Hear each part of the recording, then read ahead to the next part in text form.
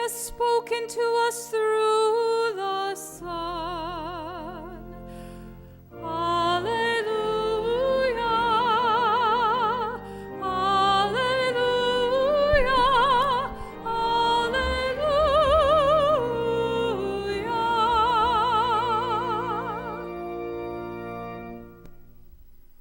Brothers and sisters, the Lord be with you. A reading from the Holy Gospel according to Luke. The shepherds went in haste to Bethlehem and found Mary and Joseph and the infant lying in the manger. When they saw this, they made known the message that had been told them about this child. All who heard it were amazed by what had been told them by the shepherds. And Mary kept all these things, reflecting on them in her heart. Then the shepherds returned, glorifying and praising God for all they had heard and seen, just as it had been told to them. When 8 days were completed for his circumcision, he was named Jesus, the name given him by the angel before he was conceived in the womb. The Gospel of the Lord.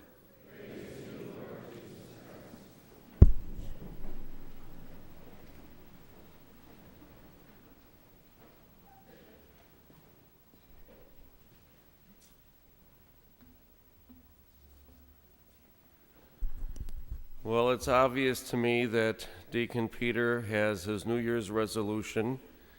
Did you notice he lowered the microphone for me? Must be the New Year's resolution, huh? So, show of hands, who's going out to a party tonight? I'm going, hopefully, you know. Who's going to go to bed this year and wake up next year? Sometimes that's the better party, you know. Just get some extra rest. Well, I'm going to guess a number of us, by the show of hands, will be at some party this evening. And if you're going to a party or not, hopefully all of us have been invited to a party at some time. If not, please let me know and I'll invite you to one. But when we go to a party, we know many people, and often we meet new people, huh? We meet new people. And if you think about the new people that we meet, there's a certain set pattern to meeting someone new at a social gathering. You know, we will first say hello and exchange names if there wasn't an individual to do that for us. That's the first thing. And then right after that, we generally come up with the phrase, "How are you?" You know, we very politely say fine or good or something of that nature.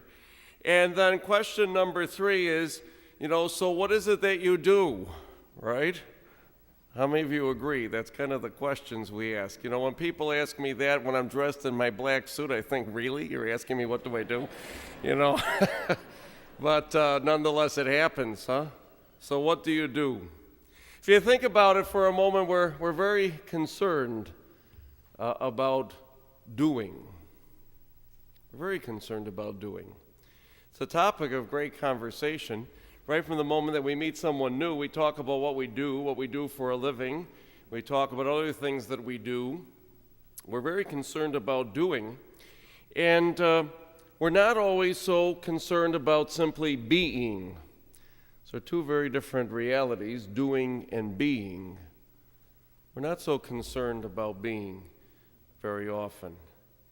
And even among people that we're very close with, good friends, even family, people we've known our whole lives, people that we can really experience just time to be together, do we often take that moment to have serious conversation, to truly, in an honest way, probe the question, so how are you? Do we really take that time to be with one another? I remember the latter part of my parents' lives as I would go home on my day off the last few years.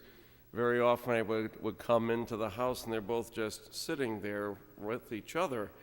You know, there was a certain ritual to the house. 10 o'clock in the morning was, you know, the time we took our coffee break and had cheese and crackers and coffee. That's what it was for my parents in later time.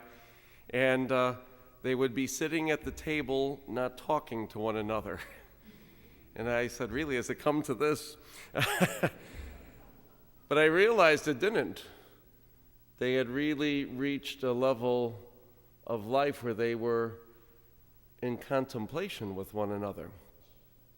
They certainly had many serious conversations, and I'm sure as we were growing up they were about me, but nonetheless, they could have very deep and serious conversation, but I could often see at the latter stage of their life where they did not need to speak any longer, just simply being together was enough.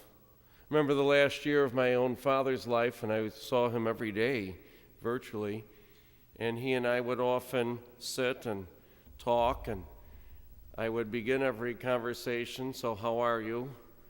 And he would say, okay. I said, so what are you doing? See, I fall into it too. He said, I'm waiting. And I would say, what is it that you're waiting for? He said, you know. And I know by the way he said that, he was waiting to go home to the Lord. And very often we would talk, and very often we would just sit together. And it was a time of contemplation. It was not uncomfortable. And you know me well enough, I like to talk. Even I can contemplate and be quiet. And it was not uncomfortable because there was a level of being that existed. Where do we fall? Doing or being? Today we celebrate the Solemnity of the Mother of God.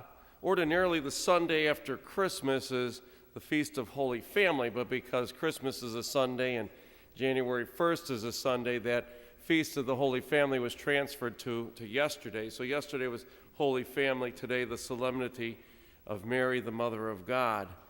And what is it that we really hear in the gospel today, the continuation of the Christmas story that we heard a week ago?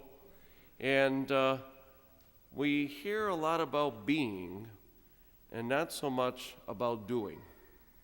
We meet the shepherds again. You know, that was the gospel we heard last Sunday, at least at the masses I offered, both Christmas Eve, midnight, and Christmas Day.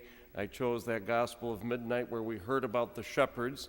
And the shepherds were doing, they were keeping watch over their flock, and then the angel appeared to them with news of great joy. They were afraid, we heard.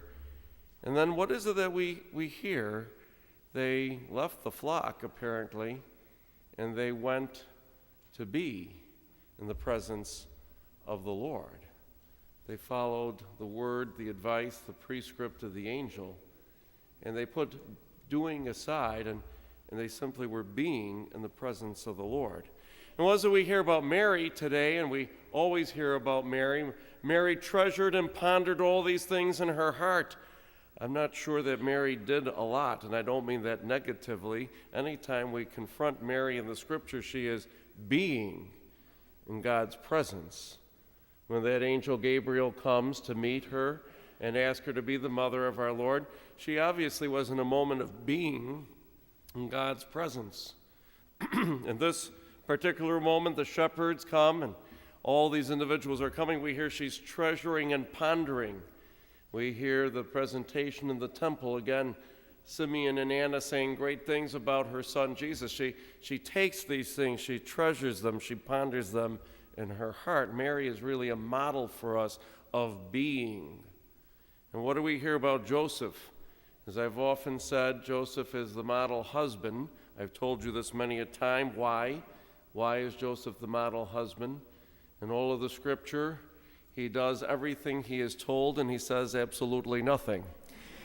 I'm sure every girl's dream come true, you know. We will hold that thought for another time. But Joseph, a man of being, because what do we see Joseph? He makes up his mind what he's going to do, and every time he makes up his mind what he's going to do, an angel visits him in a dream. And he changes his mind because he realizes he has to be in the presence of the Lord. Model of being. Family life today. What is your family life based in? Is it based in doing? or is it based in being? It's a very important question to ask because as the outside observer of many families, I see many families doing many things, good things, healthy things, wholesome things, but they're not really being very often as a family. So we look at Mary, Joseph, and the child Jesus, the Holy Family, yesterday's feast, and we look at our own family life. Is our family life a life of doing? I call it the driveway family, where we pass and see one another going from soccer practice to the football game to dance class to the recital to many other things. Is it a family life based in doing, where many a meal is held right in the minivan or SUV from one point to the other? Or is the family life truly based in being, to genuinely spend time with one another? I was so blessed growing up in a family that we were a family of being. Family dinner was an hour, 5:15 to 6:15 every day. I don't need one hand to count the number of times that we all were not at the table. We were all at the table. We were a family of being to share that meal. I don't need one hand to count the number of times we didn't go to church together as a family, as we always did. And we were at this table together for an hour, being in the presence of the Lord. As a family, I don't recall many evenings where we were not all home together. We were a family of being. Certainly, it could be said times were simpler and less activities even being offered, but nonetheless, we were a family of being and not so much a family of doing. We were certainly a family active in our church and about community organizations, of course. It is a balance of both. But this solemnity of Mary, as we look to her as a model of being, as we look at the Feast of Holy Family yesterday, is our family life in balance between being a family of doing and a family of being. And what will the focus of the family be for the new year? Hopefully it'll be one of prayer and pondering, as Mary, our example and mother, has taught us to be.